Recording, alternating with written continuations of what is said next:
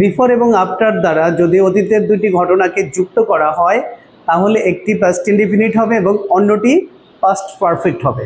ওকে, এক্ষেত্রে বিফোরের আগে past perfect এবং বিফোরের পরে পাস্ট ইনডিফিনিট টেন্স হয়। যেমন এই যে এখানে বিফোর দ্বারা আমরা দুটো ঘটনাকে যুক্ত করছি, তার মানে আগেরটা হবে past perfect, the patient had died.